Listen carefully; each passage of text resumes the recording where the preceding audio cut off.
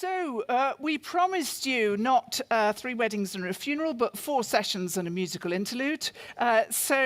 We now come to our second session, and this is Re-Enlightenment, Truth, Reason and Science in a Global World, and it's organised by the Global Young Academy.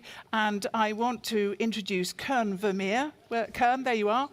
Koen is at CNRS in Paris.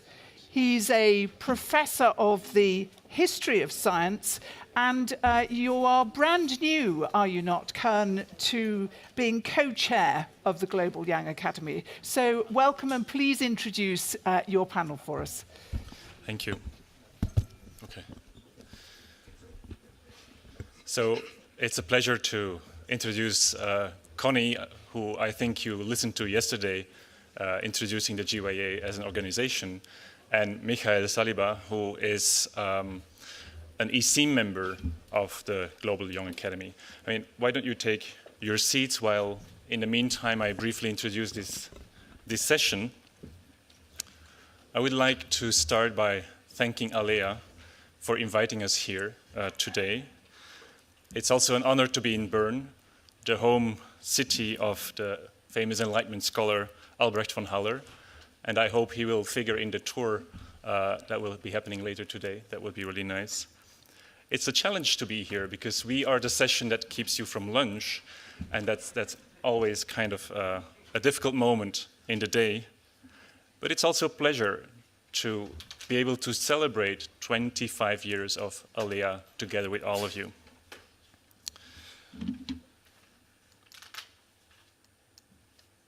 Now, Connie yesterday already mentioned the friendship between GYA and ALLEA. She mentioned like long-term collaboration. I just wanted to highlight a few themes that we worked on together, like trust in science, European Code of Conduct for research integrity, some consultations. But there's also a number of themes I think that we could fruitfully work on together. I talked yesterday evening with Professor Drury about Plan S and open science and what ALLEA is doing in that area. I think there's lots of interesting interactions that could happen around science advice and how we rethink maybe science advice for this new society for the future.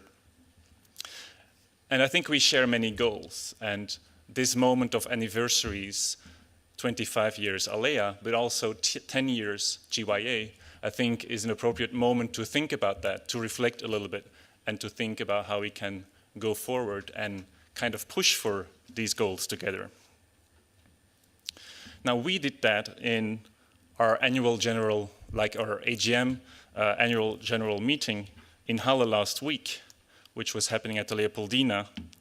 And that was a full week of workshops, of trainings, leadership trainings, science advice trainings, outreach. Michael was leading an outreach effort. We had an art science exhibition, and we had lots of debates about the future of, for instance, the future of scientific academies, including this panel, for instance. Now, we are a group of excellent young scientists, and we want to innovate science, but we also want to innovate the way we do things. And so these are the kind of things you could see during our meeting, like a full week, 7 days, like very interactive. People were very much engaged into debating a number of the difficult challenges that we are facing.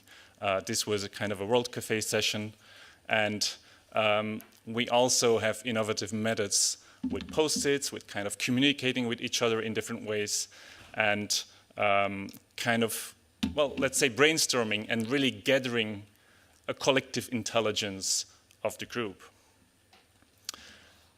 And although we cannot replicate that here today for you, I would like to give you a little bit of a taste of it and try to make this session a bit more interactive than usual. So we will come back to you, like I hope you will give us your advice and some input, so there will be some time for questions and answers. But also, based on the post-it notes, I mean, you all have papers in your conference pack.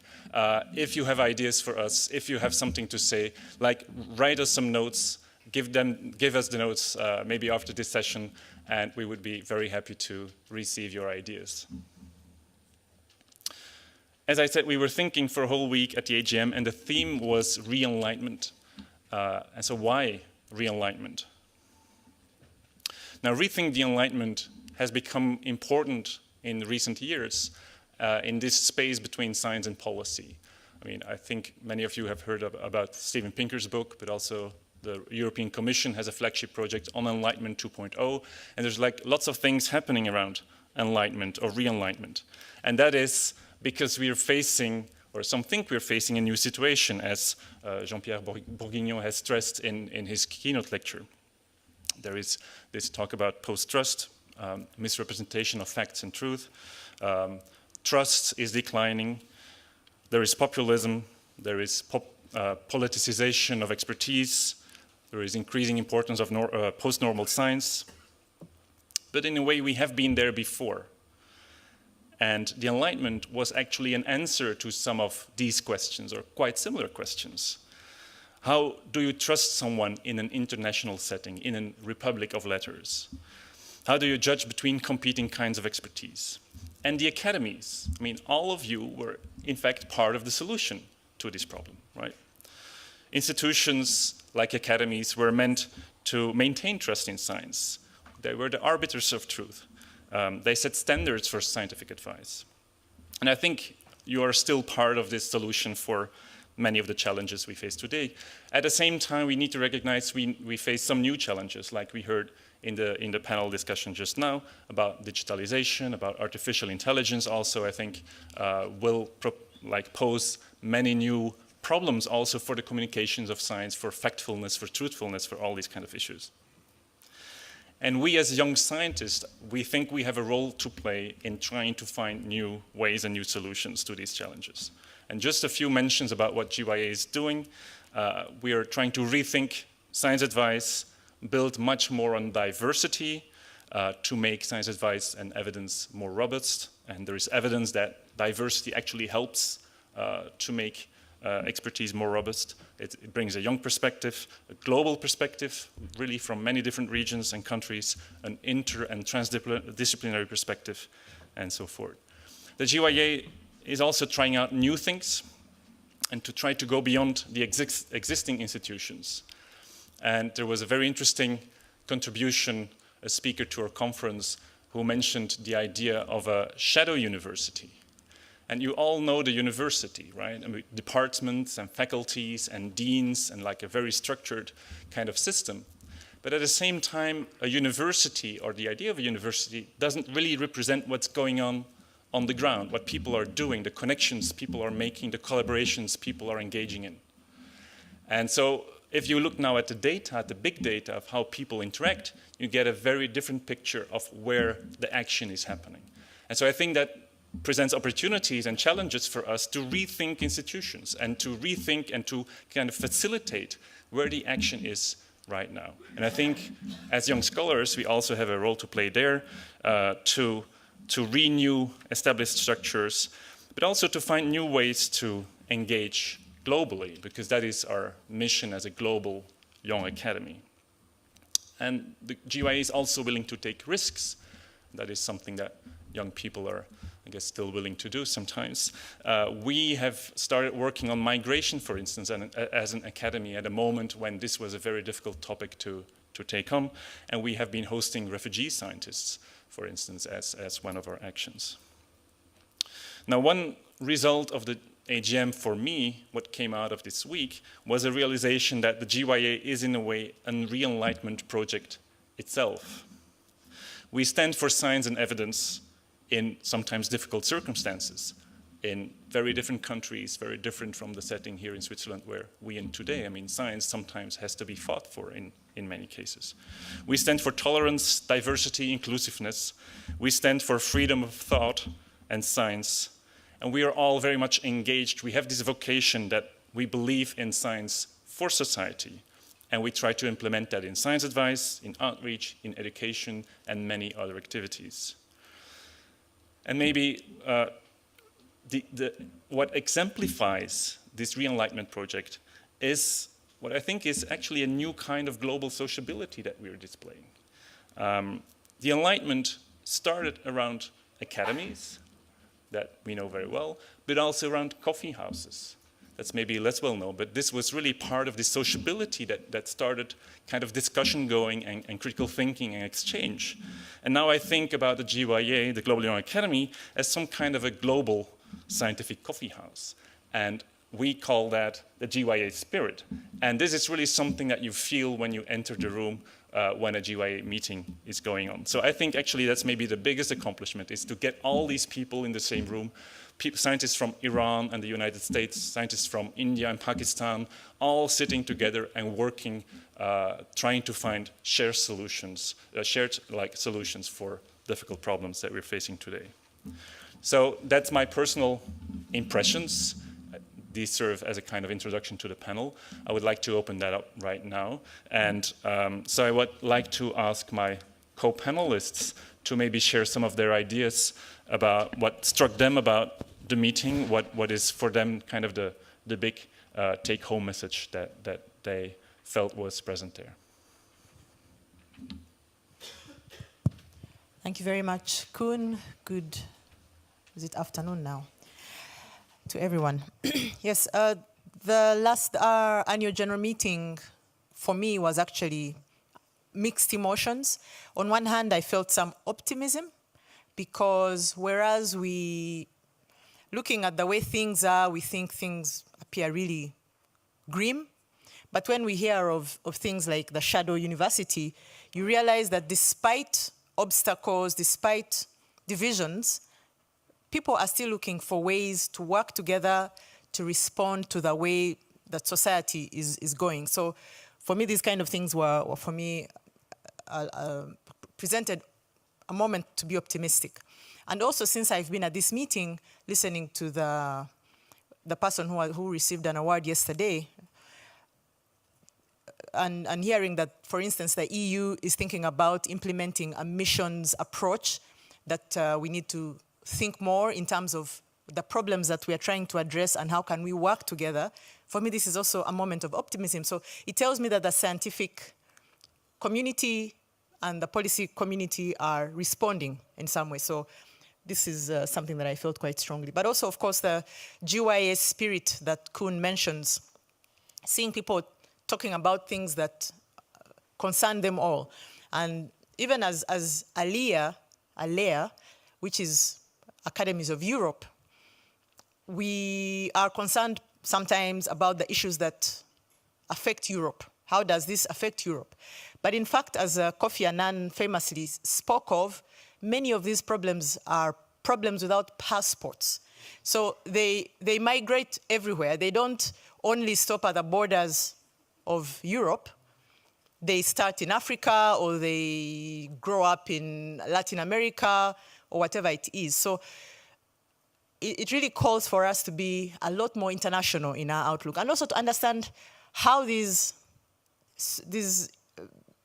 phenomenon present. We need more diverse input. A very good example is this migration issue, which the working group in the GYA has people from Africa, so you think about what happens before people get to Europe. Has people from Arab nations, has people from Europe. So when you look at this issue, you have a really fuller picture. So I think this kind of setup where and also it's good that in this room you invited the Global Young Academy, for me, gives me optimism that we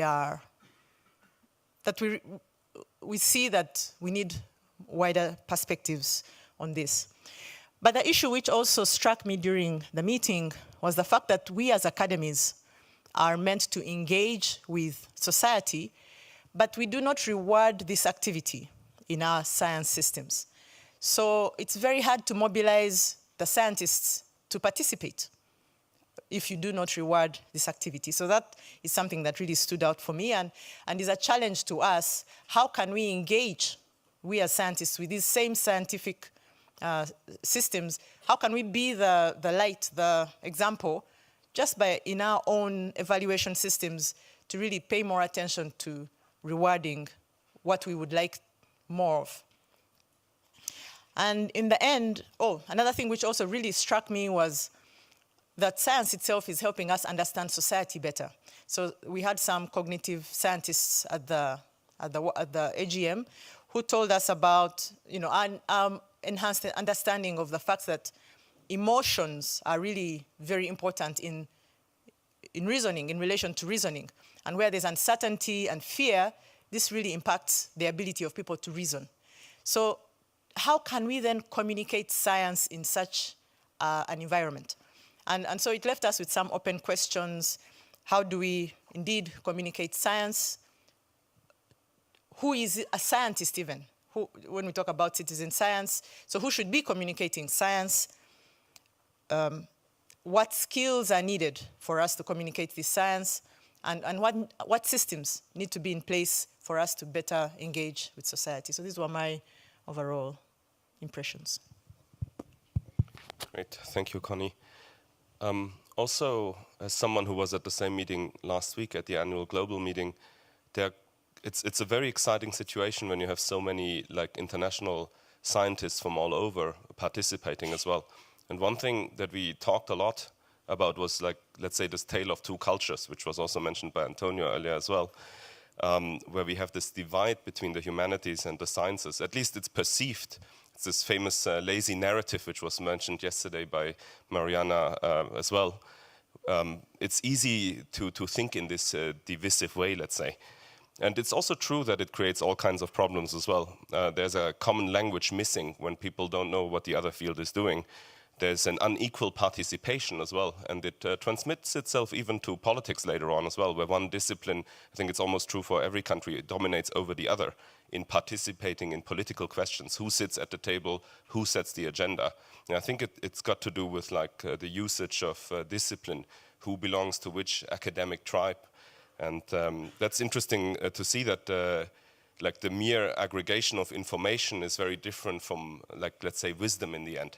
So you need a holistic approach where all the disciplines are united. And I think it was interesting to hear that the Director General as well, Jean-Éric Paquet, mentioned it as well, that we have a more holistic view about this in the future as well, that there will be more reward and incentive structure to branch out into fields that are out of the comfort zone, where you may make mistakes which are not strictly bound to your own discipline. And I think this will be very important in the coming years as well. And I think in a way we are going back in history almost. I mean, it used to be Aristotle who did philosophy and physics at the same time as well. Or the famous Renaissance man. I mean, nowadays it'd be the Renaissance being, I guess. But it's important to think of oneself not strictly maybe as sort of an academic tribe, but rather maybe as a scientist or an academic in general who happens to do a particular thing, but who has the intellectual faculties to do something else as well. So we should thrive to not being defined by the box that we were put in by training. I think this is a very important aspect of it. And here, and that's something that really struck me last week as well, young academies in general, not just us, play a crucial role. I think we have representatives from the Young Academy of Europe, they are just sitting here in the second row, but also from the Young Academy of Germany. On Twitter I saw the Finnish Young Academy as well. And I think it's very important because a common space is created in these young academies in terms of language, in terms of exposure to other scientists, in terms of being respectful towards the other disciplines, like reducing the stereotypes, which are, just a joke initially, but over the years, which may go much deeper than you initially thought. It's very important to reduce those. And it's all the more important because we are facing dramatic technological changes as well in the future. I mean, knowledge now is available at your fingertips, literally. And this knowledge spreads wider and further as we get older and older in society as well. It's a real generational shift.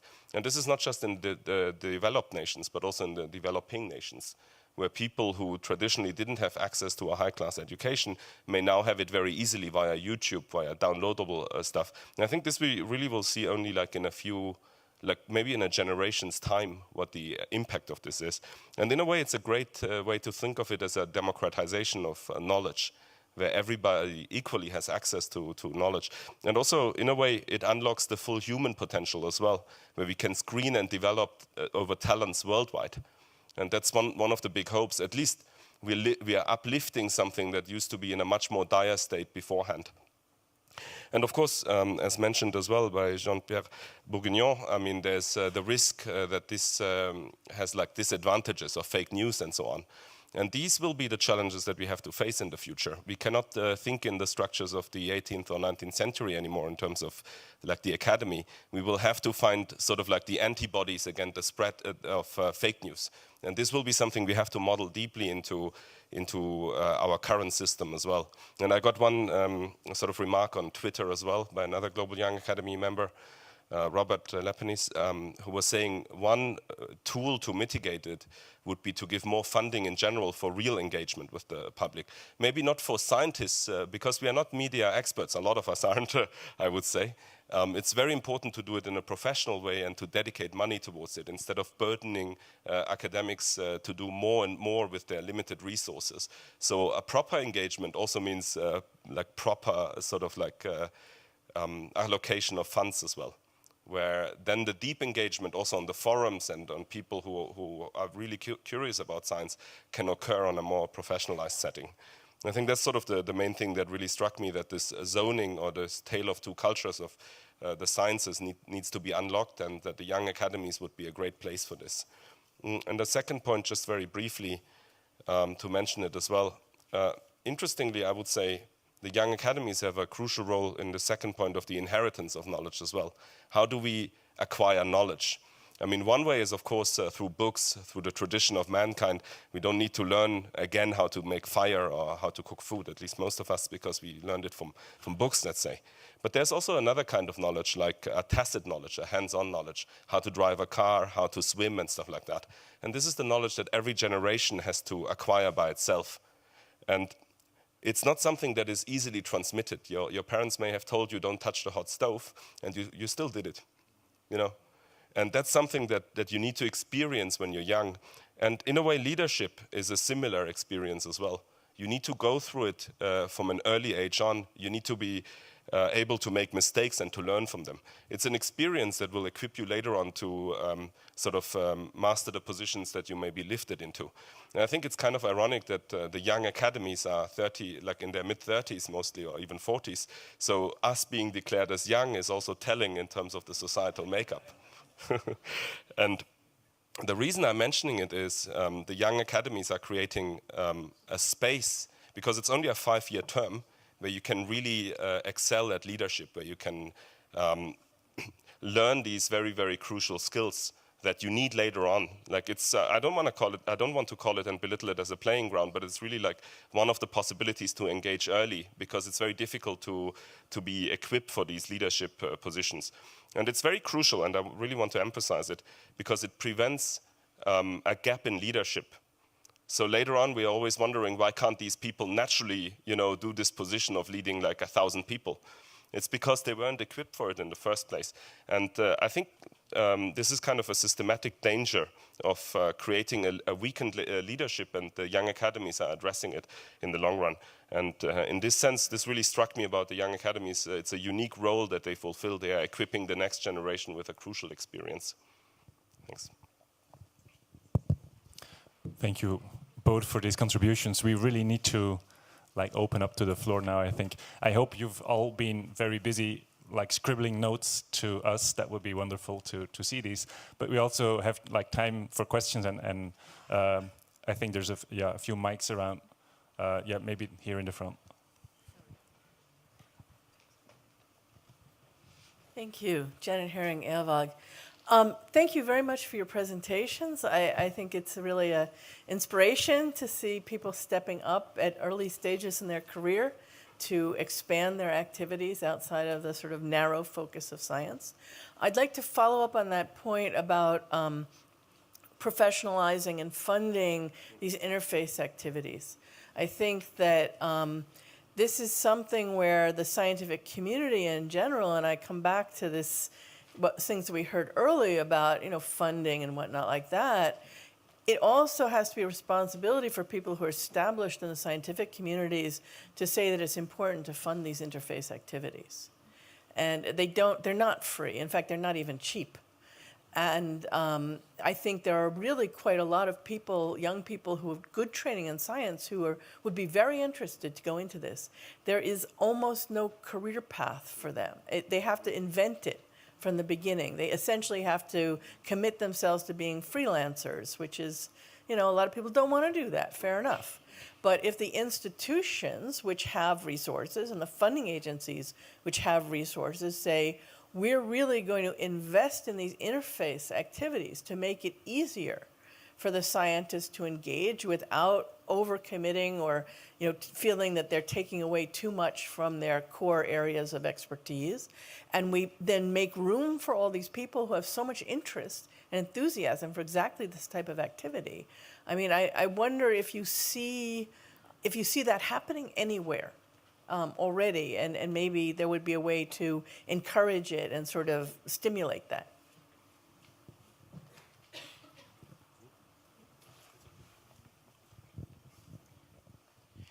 You are quite right. It's not easy for us for this engagement to occur. And as you are speaking, it turns out that one has, in my particular case, I had to quit academia. I now am an independent science and policy facilitator, which is a title I had to make up last May because it doesn't really exist. But it's also the same as what happens for the members of the Global Young Academy. They're at an early stage of their career, and they are committed to engaging more with society, but it comes at a cost. One, it's not recognized. It doesn't count towards their promotion or so. So it costs, and you're right. So it's not only cheap in terms of money, it also costs us time and progress. So the scientific community definitely has to think more about this. How can we create more space for Michael said earlier that that the Global Academy is a place where we can express more talents that we have. So in my case, I'm quite a good communicator, I think, and I continue to train as one. But I found that this gap was widening further and further, and someone had to do something about it. And I suppose it's that leadership that we are gaining through being members of this kind of academy. So I completely agree. Maybe just one thing to add to it as well. I find it very fascinating, at least, so I'm a natural scientist, a physicist, how when we do our PhD trainings, tacitly everybody assumes we will all be professors one day. But obviously it's not gonna work simply because of numbers. And very often when people move out of academia, it's sold or it's perceived as a kind of failure. I think this is a huge mistake. And we need to think of people who go out of academia as the normal people. Those who continue are not having the normal careers because they're in the minority.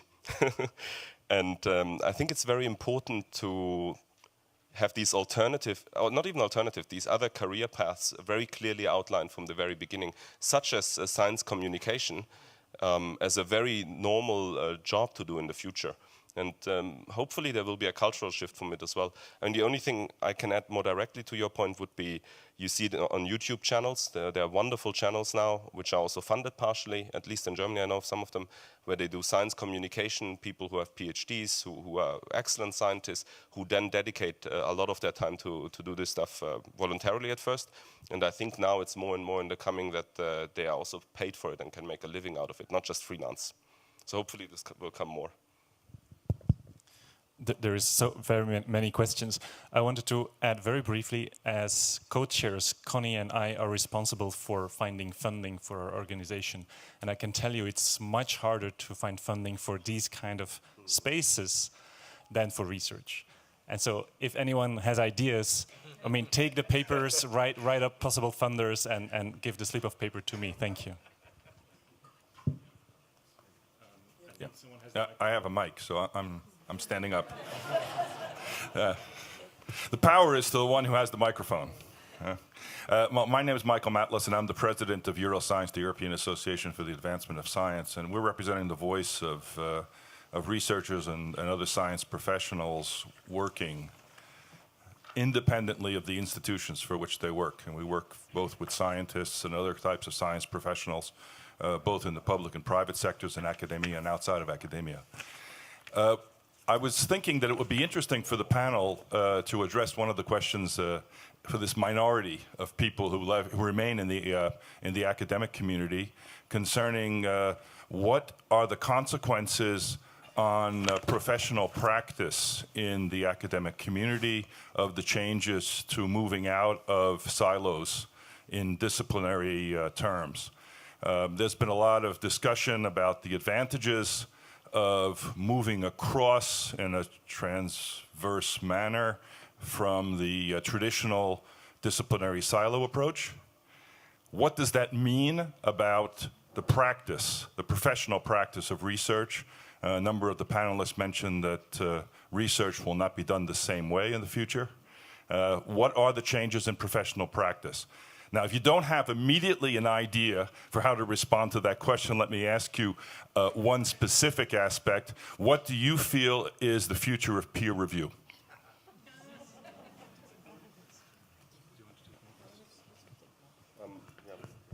So it looked like almost everyone had a question, which is slightly unsettling as a moderator to handle. But I think we will take 2 more questions and then try to answer a group of them. I think there in the very back there was a question very early on. And then, okay, you have a microphone, so you go ahead. You have the power, get up. Sure. Call off the microphone. Is it on? Yes, it's just on. Ulrike Kastrup from ETH Zurich. I'm also a representative of EXCITE, the European Network of Science Centers and Museums. And I'm kind of also representing here this section in between science and society and engagement. And for those of you who are interested, ETH Zurich is not so far from here. I'm the director of Focus Terra, which is the Earth Science Research and Information Center.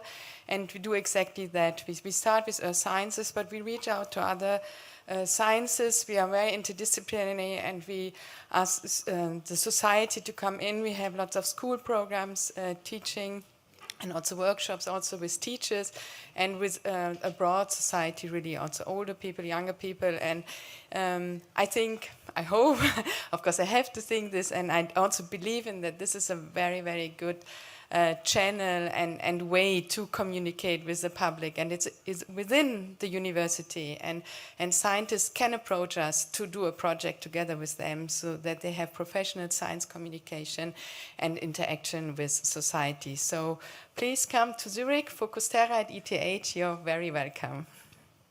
Thank you. Maybe one more?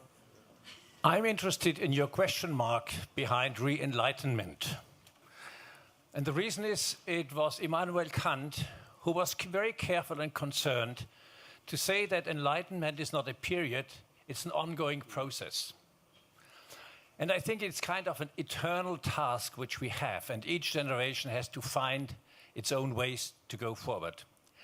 Now the question mark, could it be that enlightenment is by many countries also viewed as a purely European concept? And there are quite a few countries in the global context who do not accept that easily.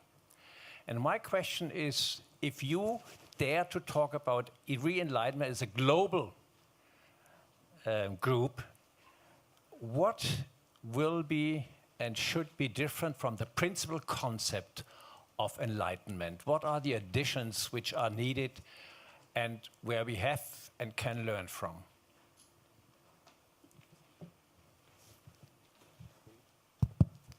So I'll maybe start with the last one, since I'm the historian of the group, and I was also the lead organizer of the conference. So I actually put that question mark there.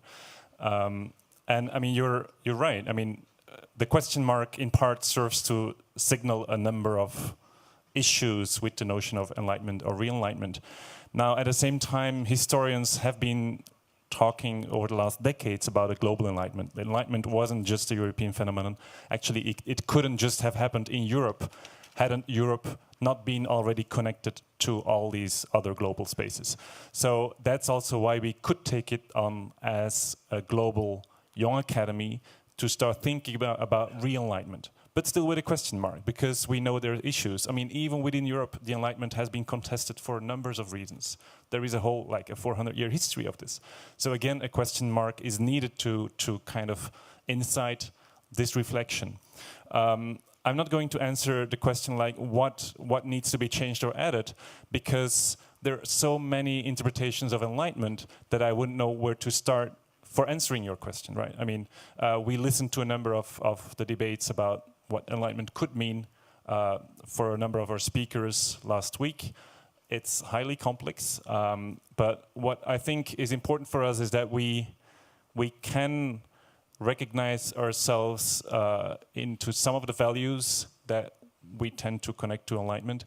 And I think that was also actually expressed by Mr. Bourguignon, that science itself has very strong links to certain of the ideals of the enlightenment. And I would like to leave it at that for now. So I think the second point was more of a comment. So let's all go to ETH. Exactly. So it's great that it's so professionalized at ETH, but surely it was costly. So underlining the point once again. But it's great, yeah. So to get back to the first point of Michael from Euroscience, what is how does academia change in the future? What's the best professional practice? I mean, it's very difficult, of course, to look into the future. I think one aspect that is already happening is more mobility. I think it's completely normal now to go to different countries, different labs, and to expose oneself to different situations. It was always normal, I think, but it's now part of the curriculum, more or less. One thing that is becoming, I think, better, and it needs to improve even more, is a better family integration as well, like work-life balance. This is particularly important for women, I would say, where this is becoming a very normal thing. Nobody should be... Yeah, young researchers in general, but nobody should be surprised that people have children. So it should be a normal, integrated part of, the career paths. I can also say, from my point of view, the cross connection to other disciplines is very important. The GYA, the Global Young Academy, was very interesting in this. I'm a researcher on solar cells, for example. It's interesting then to be connected to people, who come from countries with a lot of sun, where this is a very interesting research area in the Global South, for example. And this can also open new research areas as well. So I would say this is already progressing pretty well. So for the second point, what's the future of peer review? That's the $1 million question, isn't it? I mean, I think we can already see it in the Plan S, that they are top-down approaches, let's say, where you mustn't publish in journals that have certain structures, behind a paywall and so on. Of course, the peer review, I would say, in its current form is in a certain way in a crisis as well. There was a recent article on The Guardian. I think the profit margins for peer review are 30% or something like that. You'd probably have to sell drugs in order to have a similar business model. So, someone is gaining a lot, and of course, in these cases, if we had the free market forces, after yesterday's talk, I don't dare talking about them anymore. I mean, there should be a competing model that would make the whole process a little more efficient. In terms of me, on a personal level, in terms of peer review, I would like to see it more open, more accountable, meaning that it'd be interesting to see, and Nature Communications does that, for example, to see the peer reviews published as well of papers. So it's possible to read them as a researcher as well. They can be anonymized or not. This is a question that needs to be decided as well. I think Pablons is doing a great effort where, that's related to Connie's point, when you have a peer review, it's marked somewhere. And so your work is not in vain as a peer review. I'm getting 10 requests for peer review per month, and it's simply too much. So I mean, all this effort that is dedicated is not really noted anywhere. And this would be very important as well, to create an incentive structure where putting your effort into this is acknowledged more clearly. And this should be integrated within the journals as well in the future. I don't know exactly how to do it, but someone has to acknowledge. And I don't know, maybe in the tenure track committees, when you do such and such many peer reviews per year, this can be one of the criteria as well. These are my 50-cent kind of. So also a brief response on the first question on the consequences for the academic path, or I mean something. Well, when you ask our members what the GYA is about, the most consistent answer you get is that it has actually changed their lives. now in many ways, but it also influences your research. So it's not something that you do additionally. It's not kind of a space that you do just like in your free time, but this kind of work, transdisciplinary, connecting to policy, also feeds back in, like asking questions differently. And so you see that people actually pursue different career paths after having gone through this kind of spaces. And I think that's very interesting. I think it's also very useful for society. So we can do another, get more questions. We have a question here in the front. He was very quick in reminding me. Thank you.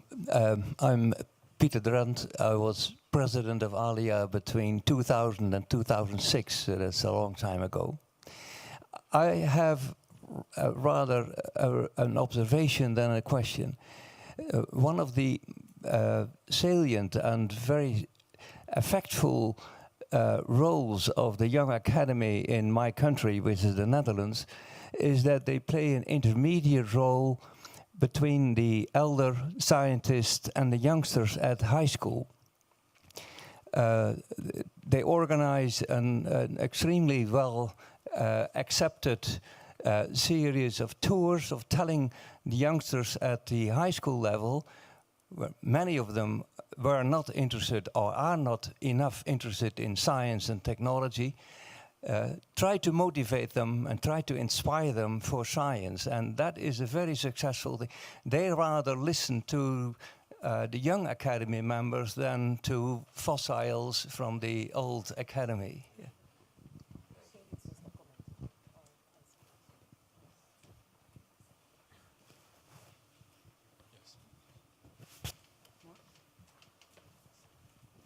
A very quick suggestion from your funding point of view. There is a move to allow 20% of postdocs' time to be free time, because that would allow time for training in whatever field for those who are not going to be academics for the rest of their lives, which after all is the majority, not the minority. But it would also allow, and the funders would have to allow this, it would also allow people like yourselves to have 20% of their time to do Global Young Academy or whatever else they might want to do. And I think UCL is already starting to think about implementing that. Quick response to that. I'm Thomas Susi from the Young Academy of Europe. We did a survey of the actual working hours of people, and this 20% is fiction. People are working way more than their contracts actually stipulate. So if you were to carve 20% off of that time, they would be spending 20% more over hours. So I don't think that's really realistic in the current career competition. I just would like to make a comment, and probably I will not be very popular. My name is Nicole Grobert. I'm one of the chief scientific advisors to the European Commission and also a founding member of the Young Academy of Europe. And the comment I'm going to make is that throwing money at these activities may not be the solution.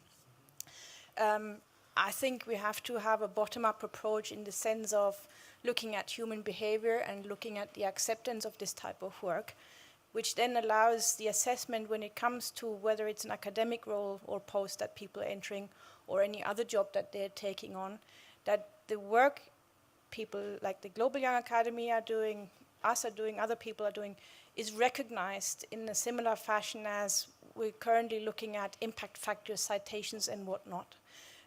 I think the challenge is bigger than just putting money in, more money. We need to look at how we assess people and how we recognize whatever their contribution is, whether it's to science or science more broadly. This is just my 2 pence. I'd like to, can I, yeah. Okay, so I'd like to just go back to the point that Connie made earlier about having to redefine her own role and create her own job description. And I'd like to ask you, Connie, how you decided to make the leap from science to science communication and policy facilitation. So that's a question to you. And then more a comment.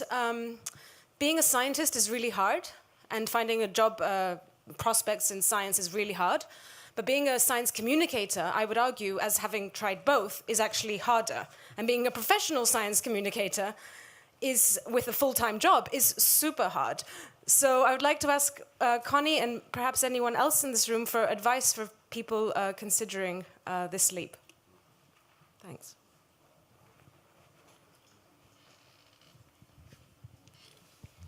Thanks, Tanya, for that question. So, as I think I mentioned that being a member of the Global Young Academy and undergoing some of the training that we give, the Africa Science Leadership Program, for instance, made it clear to me that on an individual level as a scientist, I was not really doing what needed to be done, or rather that stuff needed to be done and no one was doing it. And so it was my personal responsibility to do it. But it was not possible for me to do it alongside a full-time job because it's not rewarded and it takes time. And so Michael talked about people like us being looked at as failed scientists. I'd like to think of ourselves as recovering scientists. So, but in any case, this work needs to be done. And just to segue to the issue that you raised just now about a bottom-up approach, I would also agree with this. But I think it may be up to us who are in the European Academy of Science, the Young Science, or Global Young Academy, to enumerate the work that we do, because we are the ones that do it. It's hard for people who don't do it to know what we do. So it may be up to us to come up with suggestions on how this can be rewarded and what it really means. So. I think there is one microphone there somewhere, right? Okay. And then I think we need to stop with the questions. Okay, so I will be short. My name is Elena Cardenal from Life Science Switzerland. I'm a scientific officer, but I'm also a postdoc and a scientific communicator. So I wanted to come back to the topic of the postdocs. I think the main problem is that postdocs are hired because they are very good scientists and they can produce a lot for a lab.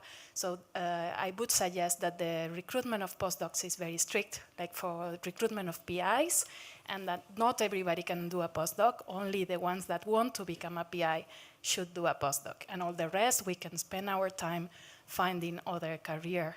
And yeah, I think that's probably the main problem, that we are recruited and we should not.